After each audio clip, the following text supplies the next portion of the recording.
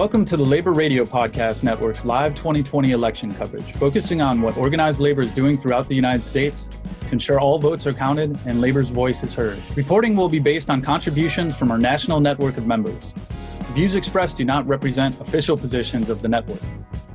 The Labor Radio Podcast Network has over 70 labor-focused shows in 4 countries and serves as a one-stop shop for audiences looking for labor content and as a resource for labor broadcasters, podcasters, and content producers. You can follow the conversation with the hashtag LaborRadioPod, where we are broadcasting working people's voices 24 hours a day.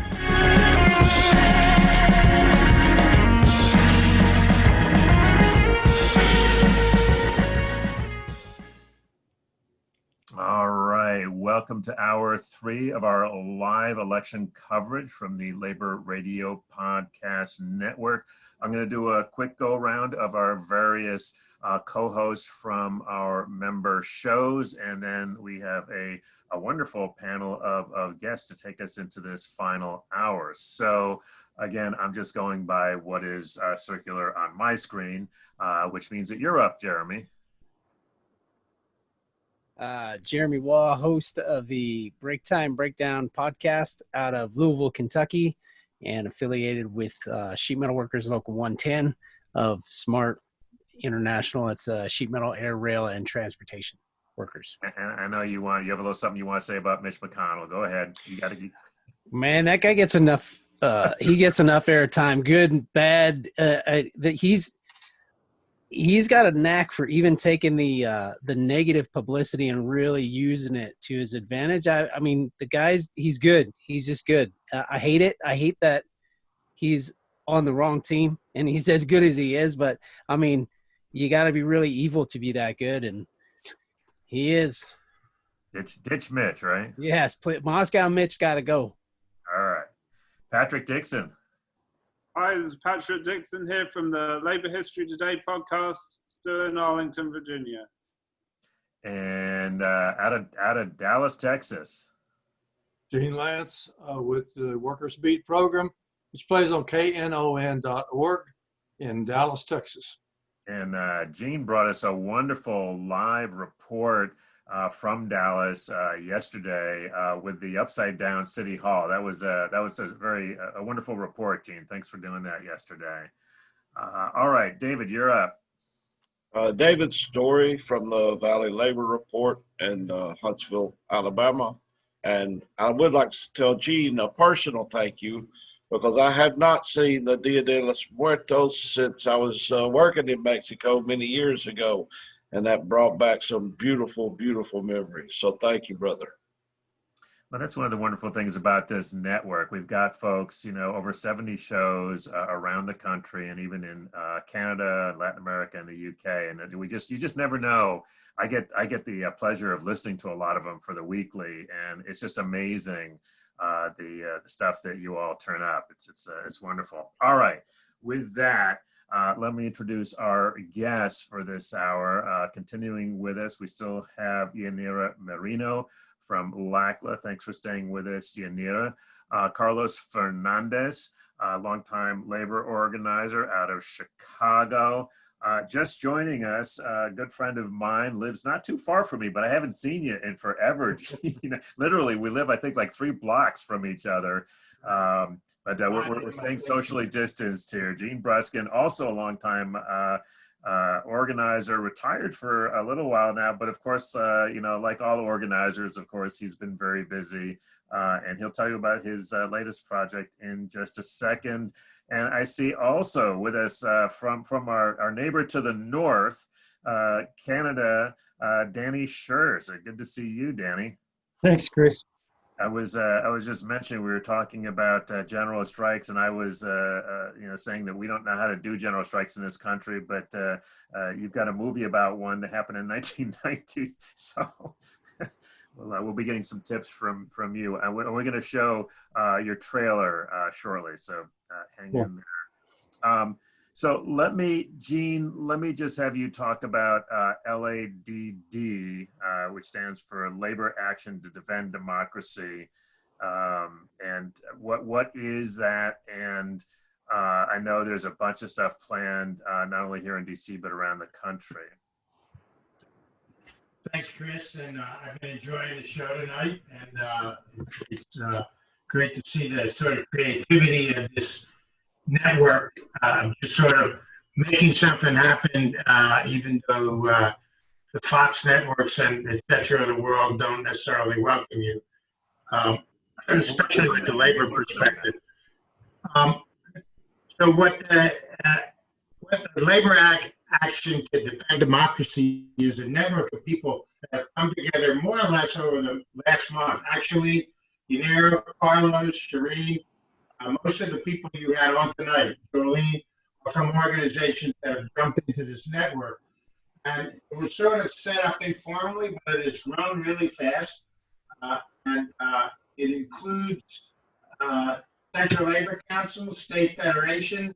There are national unions in the network. There are some worker organizations that are worker groups like the Southwest Southern Alliance that are sort of rank and file workers. And the whole purpose of it is to sort of promote a discussion about how to involve unions in whatever is going to come starting November 4th, which we're all sort of assuming it's going to be something, and we hope to be wrong. But as I saw, and some of us saw this whole national organizing through Protect the Results and all these other networks, I'm thinking, well, what about labor?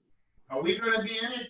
I know some of our members are, but like we play a really particular role in these kind of mobilizations. I need to jump in. Let me jump because your sound is really breaking up, and I need to. I need to have you chat with Evan a little bit in the chat so we can get your sound there, because it's really tough on that. In the meantime, let me go back to Carlos in Chicago while they work on that, and talk about. I'm just curious. How did you find out about this, and you know, what's your thought about the different folks that are involved with that effort?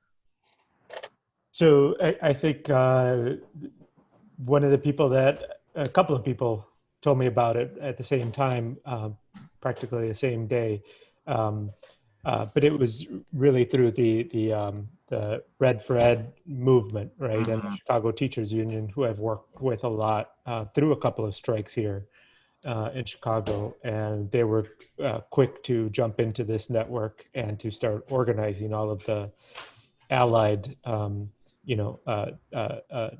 education unions throughout the country into the network. So there's quite a few of those Red for Ed unions involved in that network, and okay. They asked me to. So I think, how's this? I think I made a sound change. Any better? A little bit. I think also you may just not be close enough to your microphone. It would be my guess. Let me come back to you in just a second. Danny Schur is he's a producer. He did the music. He's another one of us with many hats. I had the pleasure of meeting Danny. Was it 2 years ago now? I think, right, Danny? When you did a pre-screening at the IBEW here in DC, if I'm not mistaken. Or very, very early in 2019, yeah. Yeah. So, but he's got a movie that's going to be shown on December 1st, and a bunch of different locations. And actually, Evan, were you able to locate the trailer? Do you have that? Let's go ahead and cue up that trailer, which I think will make Danny's job a little bit easier. Let's roll that, and then we'll come back. It isn't illegal to speak one's mind in this country. Then make it illegal. If you go, Stefan Sokolowski, I'll go with you. Anywhere they send you, I'll find you, Rebecca Almozov. Stay away from that. There is a meeting tomorrow. You should come. You got this color skin, and they don't let you in no more. We all came to this new land on a promise, but the future has arrived, and the promise has not. Your brother was very inspiring.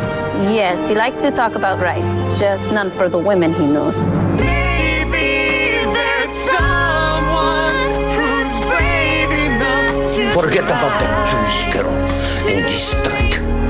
She does not want to see you. Where love is truly blind. So Lvovsky, welcome to the revolution. Get the damn thing stopped and clear those troublemaking foreigners right out of the country. They will crush you. I will never forget about her or the strike.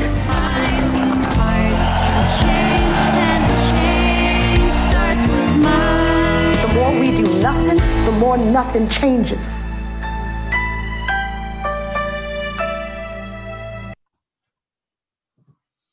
So that is Stand, and yeah, it's really wonderful. So Danny, we're talking. You and I were emailing earlier today, and you know when we've been in touch. I mean, in fact, we were in touch back in April when we were looking at including this in the DC Labor Film Fest, of course, and that had to go online. But even then, you know, would you have thought that there would be, you know, any talk of something like a general strike, you know, in November of 2020? Not in a million years. You know, when I wrote the stage musical that the movie's based on, I was writing it in like 2003, 2004.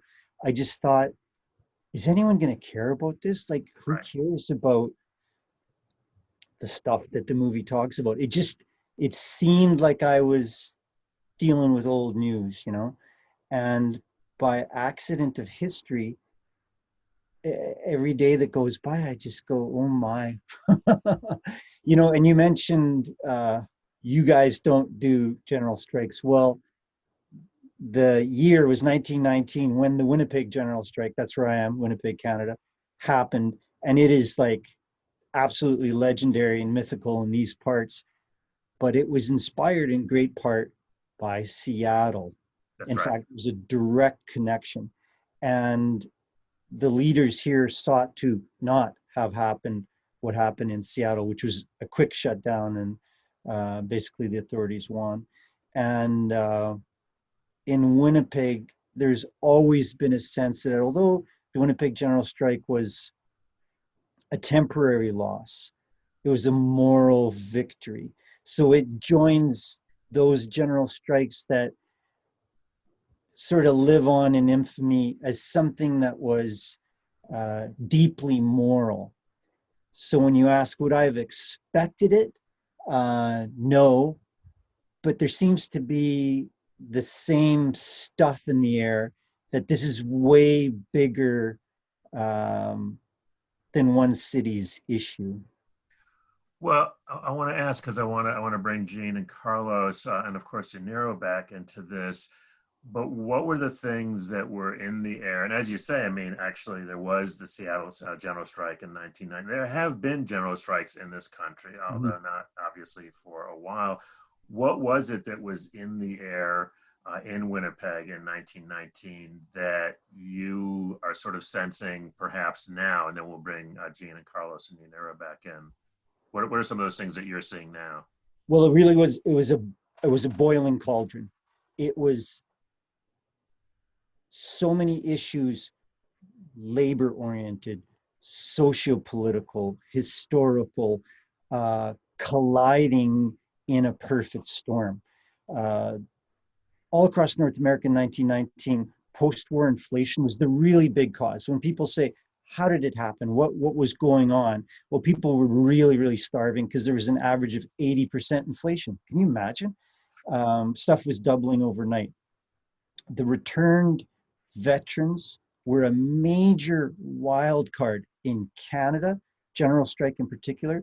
But what happened in 1919 in a lot of American city with the riots was due to the return of the First World War veterans coming to loggerheads with those that they perceived had their jobs.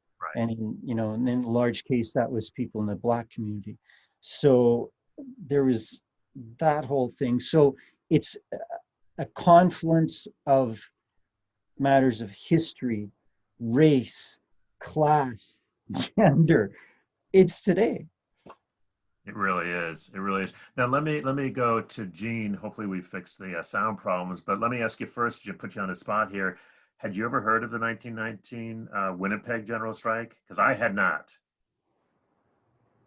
Yeah, you need to unmute yourself now. There we go.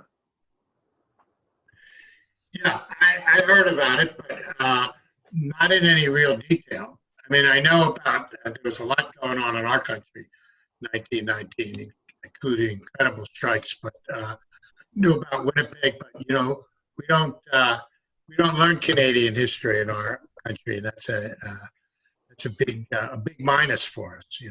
We barely learn American labor history, right?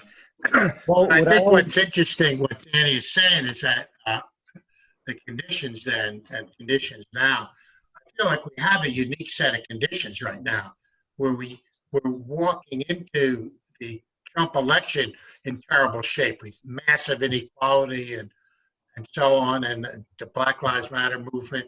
And under Trump, and then the COVID crisis and the economic crisis, one thing on top of another on top of another, I feel like the conditions here are different than we faced in my lifetime. And I feel like the response of the labor movement, just to this project that we started almost informally, Labor Action to Defend Democracy, where we've got unions all over the country jumping in, and national unions organizing to mobilize their members and try to steal democracy, because there's so much at stake here that's never been at stake at this level in my memory and from what I know about history. Mm-hmm. So while I don't think we're about to walk into a general strike, the fact that labor councils like Rochester are calling for that, and that the Vermont State Fed is going to take a strike vote, and that Chicago and LA, huge cities, are talking about that if we have to, we're going to walk out and shut it down before we'll give it up. That's very different than what we've seen. And with the immigrant movements and the Black Lives Matter movements and so on, I think there's something really powerful happening. And my view is we need to have a broad vision of what we want and what we deserve right now. It goes way beyond just getting Biden elected, which I'm working for. And this is a moment for us not only to defend democracy, but to put our vision out there, because we got a lot of needs. Thanks, James. I want to go to Carlos and Yanira, but actually I think David has a question. Go ahead, David. Yeah, I've got a question, and it'll be difficult. I don't know exactly how to frame it because I've heard a lot of people talking about general strikes, and me being a dual card machinist, but also a wobbly, and studying the history of the IWW in the U.S. and the radicals that come along with the IWW, and I get it. It sparks a fire in my belly that you don't see a whole lot of. But do we really have, at that time, I guess the question would be, at that time we've seen a lot more radicalization, a broad support for socialism, a broad support for communism, that we really don't see except for the younger generation today. The older generation has kind of capitulated. Even with Biden, we gave up a good, what my opinion is, a good possible candidate for president in Senator Sanders to capitulate to the middle ground. And that kind of speaks to me as to where we're at as Americans, and probably as North Americans as well, because I think Trudeau, the little bit of study that I've done in Canada, Trudeau was also kind of a middle ground guy as well. Do we really see that broad support for that type of movement? Good question, Dave. David's with the Valley Labor Report. Let's take an answer from Danny. I'd like to get Carlos and Yanira if you want to weigh in as well. So Danny, why don't you take it away? So I will answer kind of obtusely. First, I'll try and answer directly. I don't think we see today the kind of radicalization of 1919. Just leave it at that for now, because I want to get to the other part of the answer, which is kind of obtuse, but more to the point. Remember, there's different kinds of general strikes. So I've read a lot about this because I wrote a musical about one. So there's just a city, that's the smallest level. Next level is an industry. Next level is national. And the fourth level is, I don't know the term, but an extreme revolution. What we're talking about, although not as radical as Seattle and Winnipeg, where, yeah, there was quite radical leftist movements in 1919, we are talking a greater escalation. If we are talking about a country not going to work to affect political change, it's radical in a different way, I guess. That's and I know you're doing a great job, because I know you know so much more that you could talk about, and I can't. People really, we should get a link. In fact, Danny, why don't you go ahead and share the link for the Stan movie in the chat, so we can get that posted into Facebook. Carlos, I'd love to get your thoughts on this. You're right across the river or the lake from from Canada. You're close. Well, I certainly think that there's a thirst out there for change. It's just about how do we tap into it, lead it, foster it, things like that, right? And I think something that Jean just said is sticking with me, that we have to have a really broad imagination of what we're asking for, right? Because if we see people in movement and all we ask for is card check again, then we're failing our mission. And so I think that I'm not sure how far we can go right now, but we've got to push to see how far we can take it. And I think that'll take us further than we've been, right? So and that's tough, but there's leadership out there, right? That's what we're working with. Some folks, traditional unions, non-traditional unions, new unions, that are breaking ground, and we have to be attentive to that, follow that, support that. Yanira, do you have thoughts on this? Well, I'm from El Salvador. I think I was in 1972 was the last time that we ran a candidate. My parents were very involved. My parents were labor union leaders, and I could see a lot of equal situations that I see right now in the country. I think that I'm going to go with Carlos. I think it's a great opportunity to bring change. I think people are thirsty for that change. I think the younger generations of workers in this country are looking for leadership that actually can guide them and understand and build a labor movement that is different, that it builds not just for bread and butter issues, but issues that are broader than that are affecting them. And so we see that in younger teachers now, because it's not enough for you to go to, the dream is that you go and get an education and all that, but even after that you cannot. So that tells you something. The 5 for 15 is another one. And then the race issue that is happening in this country, there is a reality that for many years, the labor movement, we have not addressed in a proper way. And so I think all of these conditions bring us to that need of change, and we need to come out with that response. So I think that the movement, like the one that Jim was mentioning, they got together, and thank you for that, is giving that a space. Is a big challenge, because the establishment is not easy to convince them to accept change. But I happen to believe that the change doesn't come from leadership, and actually comes from the bottom up. No, and I see that coming up, and we're going to have to be creative. We're going to have to be adapt ourselves to different things, and there's going to be disruption. But that needs to happen, and I think we just have to be ready for that, embrace it, and move on with it.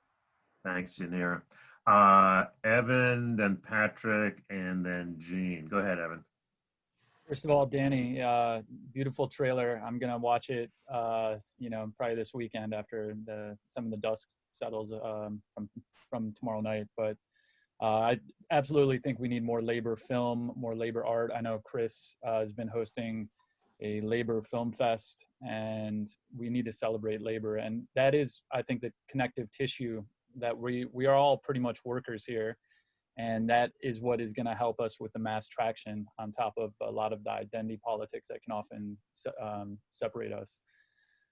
one of the great lessons in German history is the 1919 Cat Push, where after World War I, several generals tried to seize control of Berlin, and the civil service just didn't show up. They stopped going to work, and so these guys were giving orders, and there just wasn't enough people to actually like carry them out.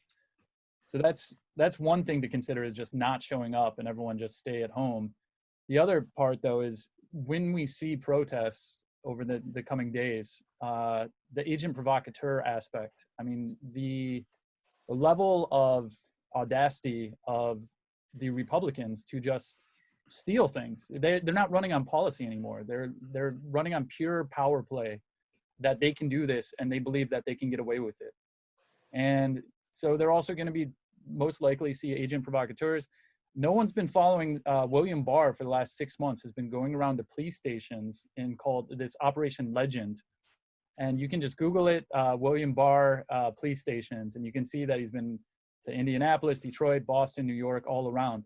Who knows what deals are being made on that level as well. So there's a lot of issues there, and it's all going to go down tomorrow, and it's going to be sloppy and dirty and messy. And I think it's just staying together and keeping the core together and the demands together, that this is a revolutionary period. The economy is absolutely in tatters, and people are going to continue to lose their homes, and people are at wit's end. And that gives us an opportunity to actually push the leadership that has been siding with decorum more than actual like leadership on the Democratic side to do what is necessary to take power away from these people. So that's my comment, I guess, not really a question. I want to give Carlos, he has to bounce, but I just have to follow real quickly on Evan. It's one of the reasons that this network exists is exactly to Evan's point, is that whatever, we know whatever happens tomorrow, whatever happens the day after election day, one thing we absolutely need is forums like this and all these different shows, all these 70 very different shows, because we need to be able to not only talk to each other, but ways to get the word out there. So that's just the reason for the network existing. Carlos, any last comments before you go? Yeah, real quick. Well, first of all, just great appreciation for both the guests that you've had on, who are doing great work, and the great work that all of you that are in this network are doing. It's important work, and it's important to what's to come. So we keep going. And I think that my last comment, just building off of what we were just talking about and what Evan just said, is I think we just gotta push back. If they threaten us, if they threaten the election results, we gotta push back harder. If the election comes out well, as I hope it does, and they tell us, wait, your turn, push back harder. Just keep pushing back harder. That's how we're gonna keep moving. So I'm ready for that push. I'm sure y'all are too. So I'll see you out there for that. Thank you so much, Carlos. Keep up the great work in Chicago, man. Hope to see you next time I'm there on the other side of this thing. Excellent. It's been a pleasure, everybody. All right. Patrick, you're up.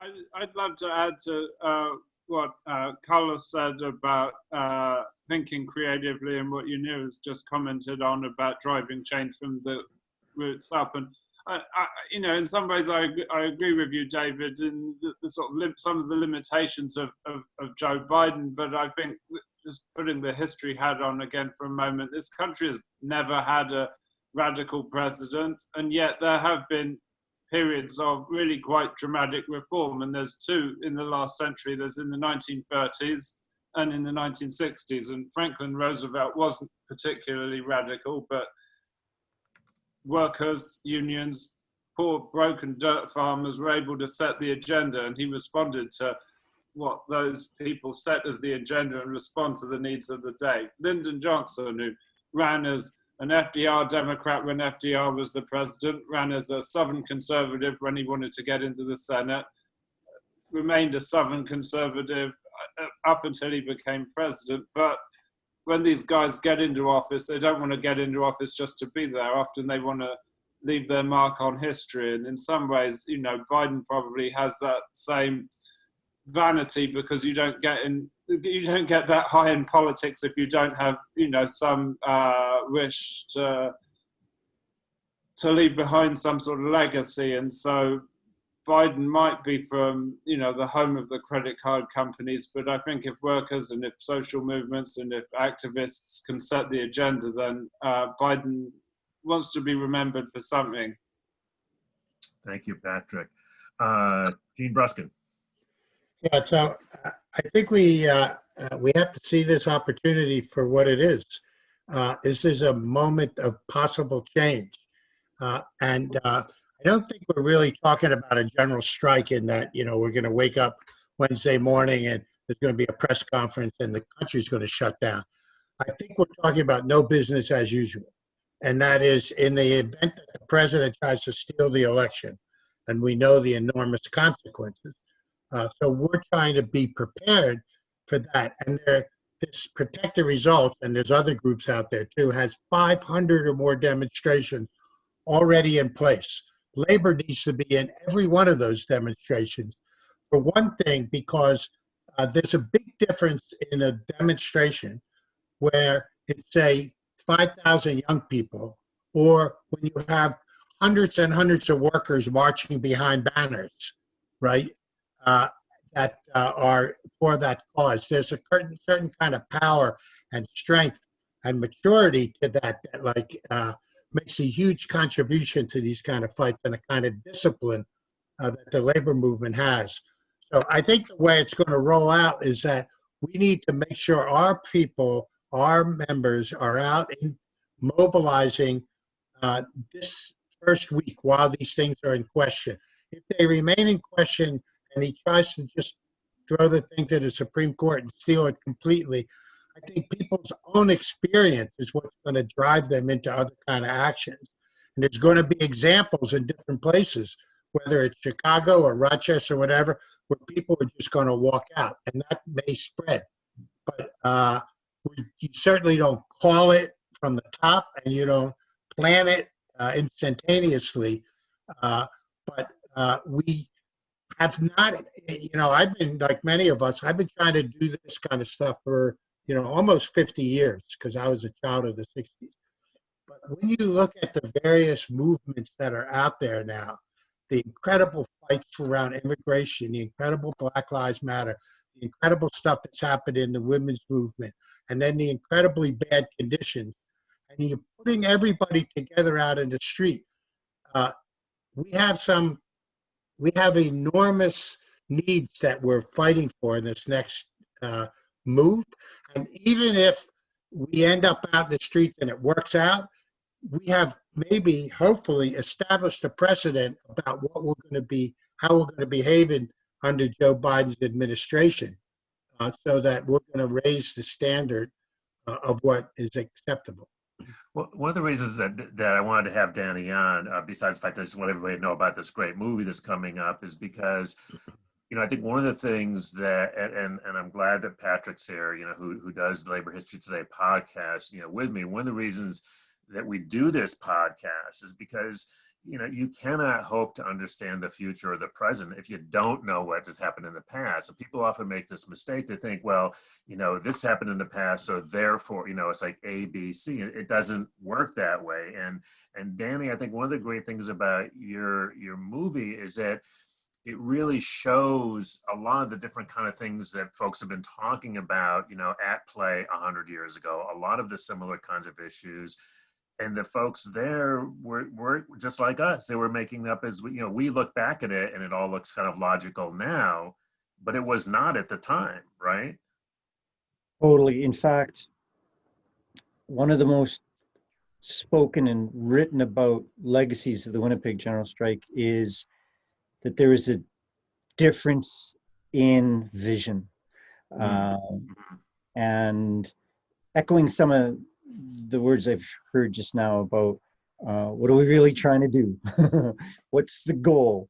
Can we all just get in the canoe and paddle the same way? So there's books written about how leadership divided, in particular about the Winnipeg General Strike. And as Gene says, it's messy. It's such a often repeated phrase, but I use it a lot because it makes sense. Times change, people don't. Point. It's other thoughts or comments, and I'm wondering. Yeah, Gene. I was just thinking. I haven't heard from Gene in a while down there in Dallas, Texas, with the workers' beat. What's your thought? All this talk about what we're going to do after the election. Okay. Is Serene spoke earlier before some of you got here, and she used the phrase several times, no matter who gets elected. Yes, she did. We have to do this or that, no matter who gets elected. And we've heard many times tonight people saying, no matter how the election comes out. But everybody that's made a prediction has predicted a very tough time starting immediately after Tuesday. But I suspect that there's a lot more going on in people's minds than how the election turns out, and even the broader question of saving democracy from an attempt to steal an election. So I want to frame my question like this, and ask Gene Ruskin, what will you do, and what will be your slogans at your demonstration if we have a blowout? I'm in Texas. There's a chance that Biden will take Texas. In fact, he's a little ahead. He's a little ahead, a point or two. And if they take Texas, even Trump has said that if they take Texas, they'll never elect another Republican, ever. So what if they did take Texas? So what would be your slogans then? If we had a blowout victory over Trump and there wasn't an attempt to steal the election at all. So you're still got a demonstration on Saturday. Gene, what are you going to say? So that's it. That's a great question, Gene, because we created a big tent for this first concept of resistance, which is the defense of democracy. Which is something that everybody can get behind, and that's I think that's the sort of the united front. But I think that we need to sort of create a slogan that's basically saying something like "Our time is now," and the R is all those people that are out in the street, the whole massive diversity of our country that. It's not the "Make America Great Again" crowd, but I think that notion is that this is our moment, and we, basically our time is now, and behind that are the sort of a whole range of demands that people have been fighting for, around police reform, around immigrant rights, around workers' rights. There's a long laundry list that we can all create. So there's not a single slogan, but just sort of to find a point of unity that we can all sort of rally behind. And all our demands are interrelated. The immigrant rights demands, look who's in the workforce, and Black Lives Matter, look who's in the public sector, So I think that if we're out there and we're sort of looking at each other and we're sort of bringing each other together, I think we have the possibility of beginning to construct that vision. It won't happen right away, but I think it's emerging right now, and it's really redefining who us is. They have defined us as essentially, this version of a white nation, which it never was. But the real us is much more exciting and beautiful. And we have to sort of define who that us is. Thanks, Gene. I appreciate that. And thanks also for helping us to line up some of our guests today. Really appreciate that. So I'm sorry I got to jump off, everybody, okay. but this is a great network, and I hope you have 200 of these things coming forward, and we'll stay tuned, and nice to hear from you, Yanira. I'm working on it. All right, we're going to show a quick video, and then when I come back, I just want to go around, get some last comments from everybody, and then we're going to call it a night. So stick around. And Evan, do you want to set this up, or are you just going to roll it? I'll set it up. This video was shared earlier. It's from Choose Democracy: 4 Keys to Success to Defeating a Coup. And it talks about widespread mobilization, nonviolent discipline, alliance building, and refusal to recognize illegitimate authority. It's 2.5 minutes. All right, let's roll it.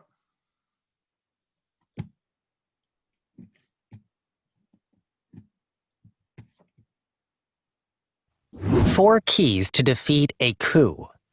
Political scientist Stephen Zunis studied historical cases where people won against an attempted coup. His research shows there are 4 keys to success. Number 1, widespread mobilization. In Russia, in 1991, Gorbachev was captured by some of his opponents who wanted to take over the country. All over the country, masses of people took to the streets in widespread resistance. The leaders of the coup did not do much to win popular support for their power grab. Number 2, nonviolent discipline. The coup plotters surrounded the parliament building in Moscow with tanks and soldiers. Large crowds gathered to urge the soldiers to desert. Some protesters were injured and killed, but the rest continued their nonviolent resistance. At first, individual soldiers deserted, and then whole military units. The coup plotters gave up. Number 3, alliance building. In 1920, Germans were more polarized than Americans are today, but alliance building helped them defeat a coup led by the right-wing Wolfgang Kapp. The left united to support the centrist governing party. Number 4, refusal to recognize illegitimate authority. The German centrists refused to negotiate with Kapp. Workers declared a general strike. When he went to the Capitol building to begin his rule, no one was there, not even someone to type the manifesto saying he was now in charge. The coup was defeated within days. We can learn valuable lessons from history. In the United States, we have a president who has openly said he might not respect the outcome of our election. We have to be ready to resist if he claims victory before votes are counted, tries to stop counting ballots, or refuses to accept the loss. Nonviolent mass protests and strikes have stopped coups in other places, and we may have to do the same here.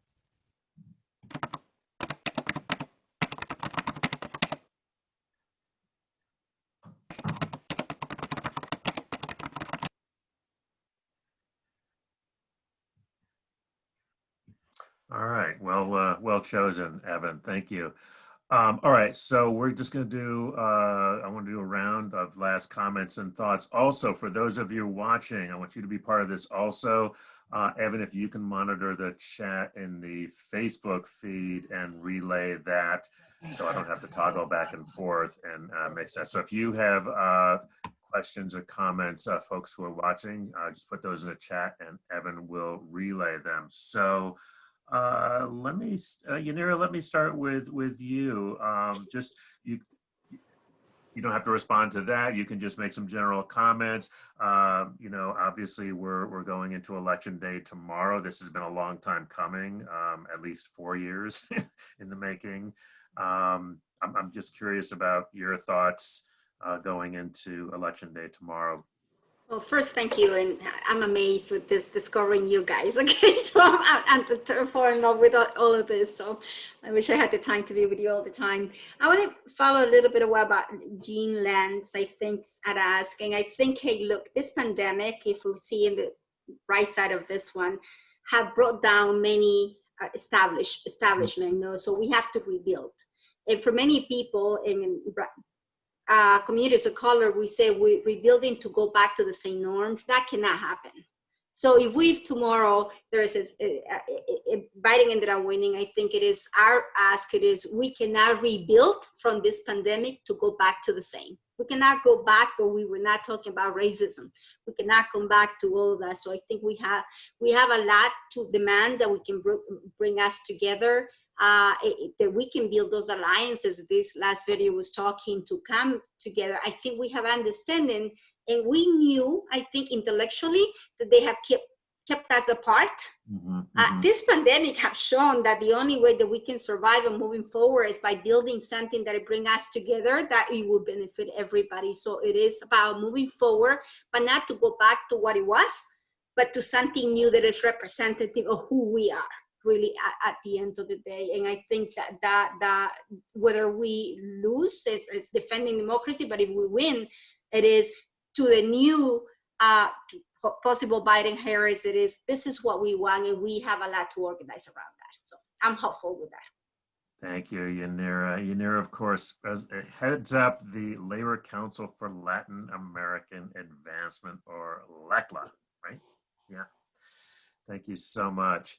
Danny, I'm going to go to you next. Again, I really appreciate I always like talking to folks who are in other countries, because we really, especially being here inside the Beltway, we have a very skewed perspective. I'll be the first to admit it. So I think you have a really interesting view all the way from Winnipeg. Your thoughts as we go into our election day here? Well, far be it from me as a Canadian to comment too much, other than see, there y'all go with your real polite Canadian. No, I was going to say, what is applicable here is what Trudeau said of the Canadian-U.S. relationship, where the mouse has to be careful when the elephant rolls over. So we hope for a good result, of course, and we hope that democracy is going to be maintained. But I'm sorry, I'm forgetting her name. She just spoke. I think that. Yanira. Yeah, what she alludes to, which is, it's a whole new world, and the past norms are really being brushed aside in a revolutionary way. So I find that incredibly inspiring.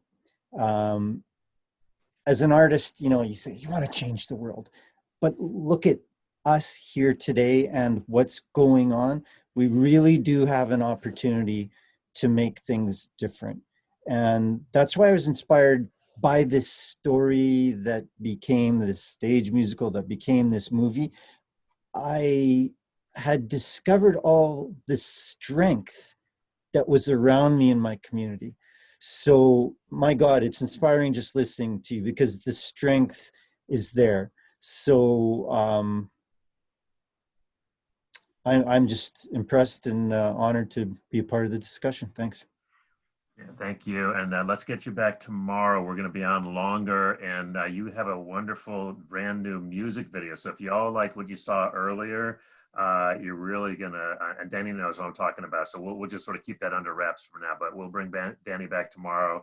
And also there's a personal story that we didn't get a chance for you to share. So we'll do that as well.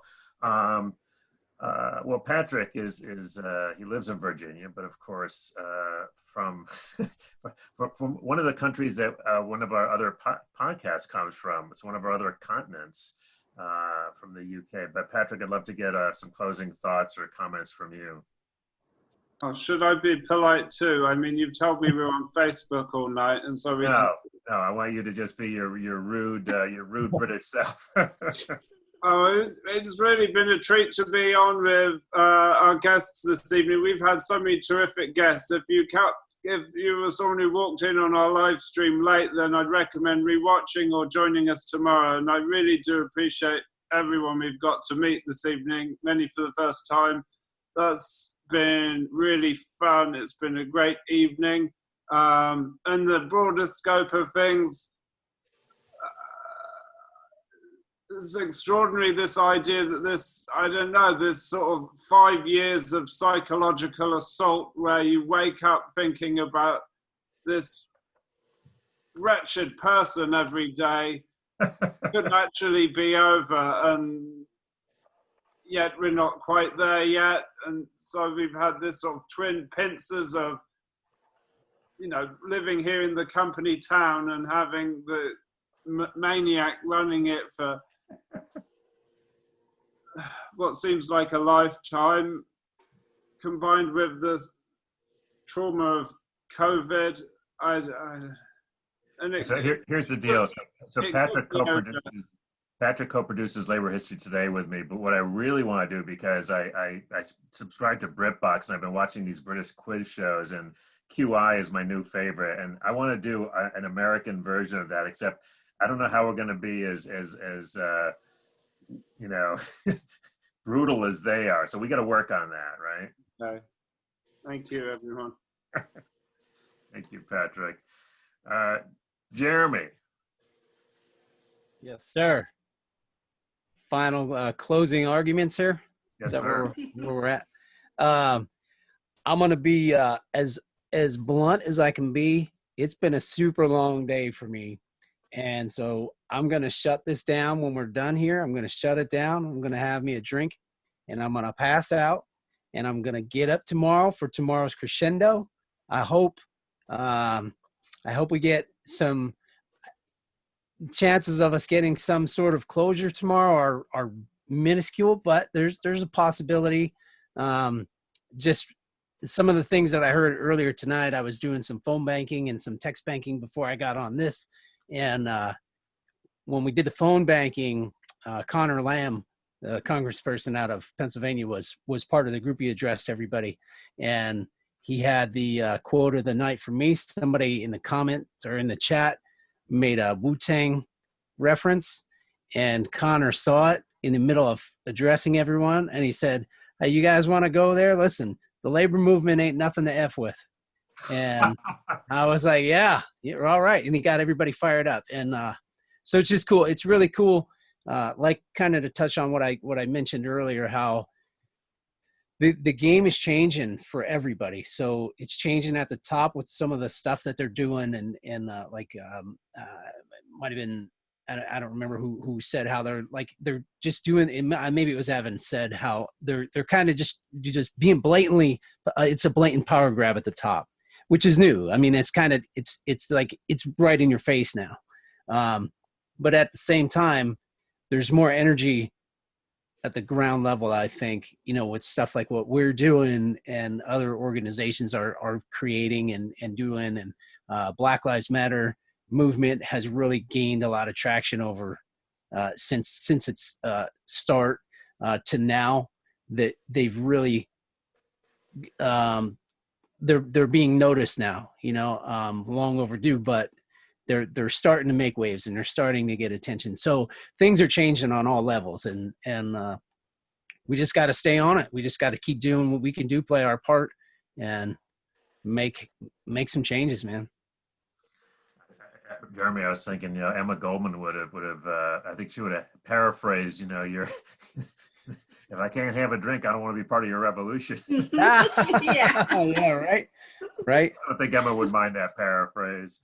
All right, Brother Story, what you got for us?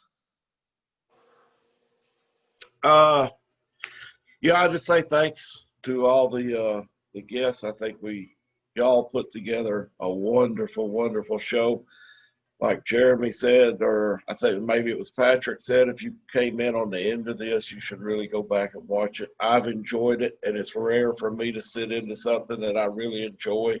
Normally I'm bored out of my mind, and this kept my interest the entire time. But to close, I think Gene Lance had the most iconic question or statement of the night when he said, "When we win tomorrow, what's going to be your slogan?" Yep. And I think that's important for all of us to remember and for all of us to carry forward, because we're going to win. There's no doubt about that. But tomorrow we won't win. Even if Biden wins, that's not a win. Mm-hmm. A win for me is going to be when they quit executing minorities in the street or in Walmart.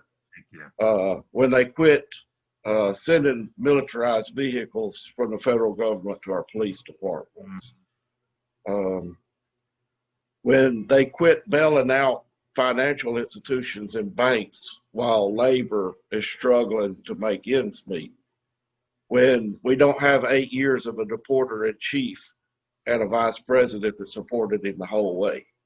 These things is what it's going to take to win, and we're going to have to demand that these things happen in this next presidency.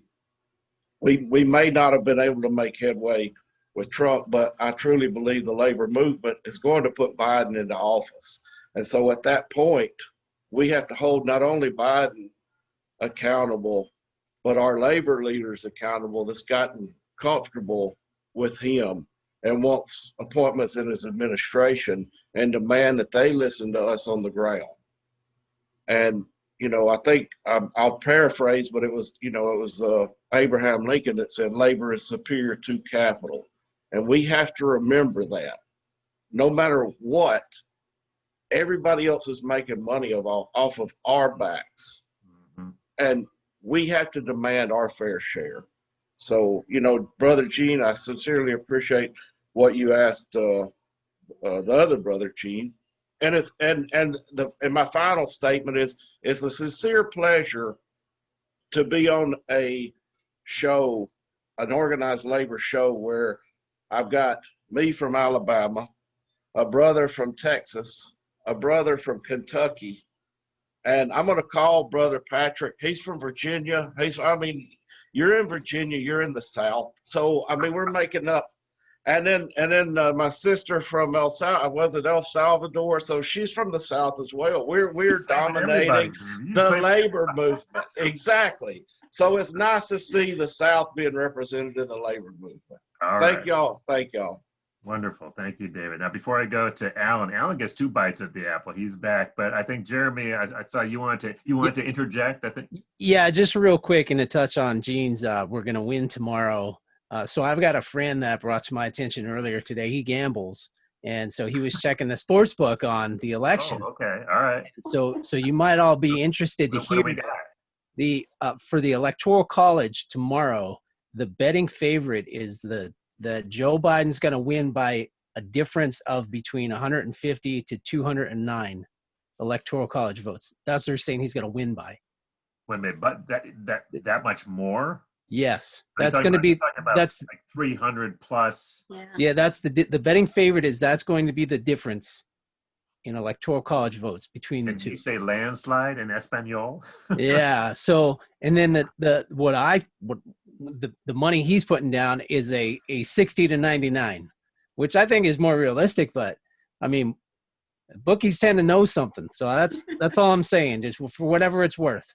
Whatever it's worth. Tell you what, I will take those numbers. I've been saying for about 3 years now that there was a good chance of a landslide, but frankly, that was a lot of hopeful wishing. So hey, we were checking out the interactive Electoral College maps that you can pick for whatever candidate to show you. Just trying to figure out how you get to that level. Right. Like what he's going to have to win, and Texas has got to be in there. So I'm pulling for you, Gene. All right, Gene, it's on you, baby. All right, Al, what you got for us? Wow. I mean, I'll follow that, right? This could not have gone better. That is almost impossible to follow. That back and forth. David, your contribution. Jeremy, yours as well. What else is there left to say? We'll see what happens tomorrow. And from then moving forward, I'm admittedly nervous, not necessarily because of the results, but because of the reactions of the folks that have been emboldened by Trump and those like him. And I'm nervous about how they're going to attempt to steal an election, try to shift the results, how they're going to call it too early, and then basically try to leave it up to a now heavily conservative Supreme Court. So I'm nervous, but I also know that even if Biden wins tomorrow, we still fight after that. So we'll see what happens. This has been great. Looking forward to doing it again tomorrow. Looking forward to doing it again on Wednesday. It is always a real pleasure to share this space with y'all. So thank you, as always, and looking forward to tomorrow. Thanks, Alan. All right, Brother Gene, a lot of hopes riding on you there. No pressure. We're talking about me. Yeah, we're talking about. I want to say that. I want to say that we've just done something historical. We're involved in a great historical step forward. Labor's never covered an election. There's never been an attempt to get working people's point of view out front. Mm-hmm. And I just hope that we get bigger and better as we go along. Now, as to my question, it was a trick question. I don't think that Texas is going to go for Biden tomorrow. Not this time. I wanted to know if the people that are planning demonstrations on the 4th and on the 7th have their own agenda. I wanted to know if they were more interested in what happens after than what happens tomorrow. And I think I've smoked you all out. I think you all are more interested in what happens Friday, Wednesday, and Saturday. And I definitely think that the guy who answered my question was, in fact, he said so, that this was just the first step toward something else that he's got in mind. I think everyone should be aware that the AFL-CIO leadership has no such ambitions. I've been to 2 of those meetings today, and some of you were probably at the same meetings, in which they talked about how we have to win this election. And mobilization only came up when it was asked. General strike was definitely not being considered. In fact, it was considered somewhat seditious to even talk about it. So that's just where we are. And I happen to agree that we are in a time, as Yanira said, where we can't go back. That wherever we're going is going to have to be forward. And frankly, I think it's been a long, long time coming and way, way, way overdue. That's my concluding remark. Thank you, Brother Lance. All right, Evan, you're up. Well, as we move forward, Gene, I really appreciate being on this journey with you all, wherever it leads us. Just so many good people I've met over this last year, and I look forward to continuing to build this movement going forward. And I want to give a big up to Chris Garlock for putting it together, to assemble that many guest speakers in such a short amount of time. And get some rest tonight, because tomorrow is going to be more than twice as long than tonight. So this was a very good second run, and we may be broadcasting all week, maybe all month. So thank you. Thanks, Evan. And just to give credit where it's due, I mean, Evan has got massive, mad technical skills. This what we're doing tonight was not my idea. The network, yeah, but this what we're doing tonight. This came up at a meeting not even a week ago, last Wednesday, at our regular weekly meeting, and I don't even remember who came up with it, with this idea. Was it Gene or was it Patrick? Whose idea was it? I don't remember, but everybody came together making it happen. So kudos to this whole team, and also just this network. It's very weird, but out of this awful pandemic, this network was maybe 24 of us, and we didn't even meet. And now we have over 70, and we've been meeting weekly for months. And so, to Gene's point and to a lot of your point, whatever happens tomorrow, whatever happens this week, this network and every one of your shows, all right. And Yanira, this is a platform that you all have now, and you have lots of folks on the ground, for example. And let me just say, you know, one of the reasons we could put together a lineup like tonight is because there are so many amazing labor folks out there. You know, you just need to know, you know, what their phone number is and what their email address is, and they're willing to come on. And that's the whole point of this network, is to get voices that you're not necessarily going to see on CNN. You're certainly not going to see them on Fox News. Not today, maybe, but soon, you know. So that's this whole idea is to, you know, get our voices out, the voices of ordinary working folks out there. And the last thing I just want to say is, Danny, because we labor in the same vineyard of labor art, you know, it's really so critical. You know, I love me a good rally. I love a good picket line. Count me on. But, you know, we got to have our roses too, along with the bread. And so, you know, I can't even sing a song, much less write a song. And you did a whole musical and a movie, so more power to you. And as I said, we'll tomorrow. Now, this next song that we're going to go out on is not Danny's. We're going to do Danny's song tomorrow when we bring him back. This is a different one that I think you're going to find very appropriate. But we're going to go ahead and wrap up. We will be back. I think we start at 5 tomorrow. Is that right? 5 o'clock. I'm gonna have to eat dinner early. So yeah, we'll be back 5 o'clock tomorrow. Those of you watching, please spread the word. And everybody here on the team, thank you for hanging with us all night. And we'll be logging back on at 4:30 to get ready for going live at 5. Evan, anything else that we need to know before we go out? No, get some sleep. Have your drink, Jeremy. Get ready for the coming days. So. All right, let's go out with some music here. Thanks, everybody.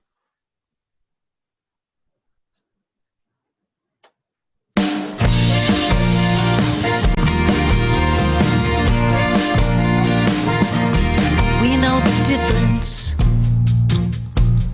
between a president and a king, the corruption, the obstruction.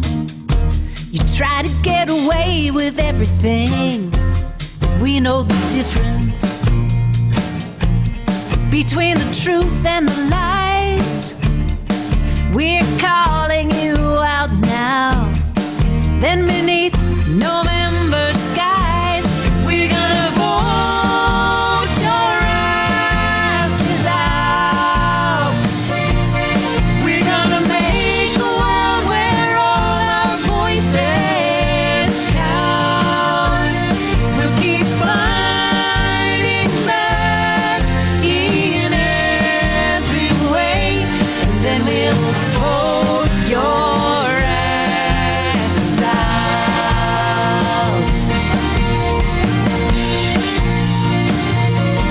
We know the difference between a leader and a fake. You failed in this pandemic.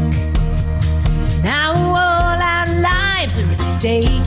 You held up the Bible, then you threatened to kill.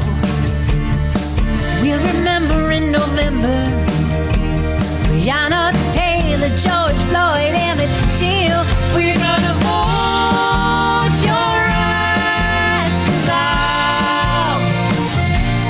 We're gonna make a world where all our voices count. We'll keep fighting back in every way. Then we'll vote your asses out.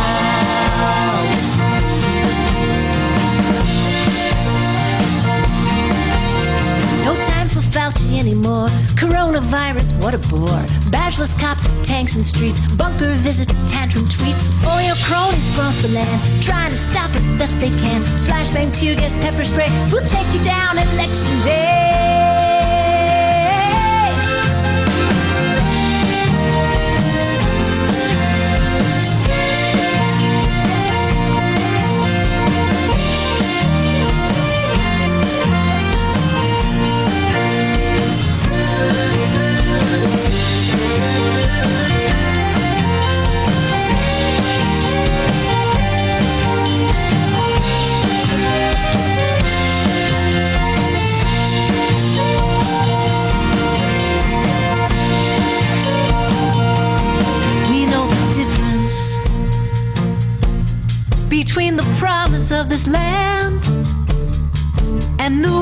whose empty pockets and the unhoused empty hands, we hold vision. Read our writing on the wall. Another world is possible. True justice for all. And we're gonna vote your asses out. We're gonna make a world where all our voices count.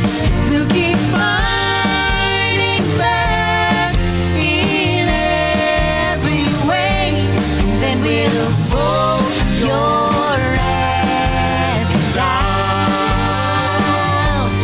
Yeah, we'll vote your asses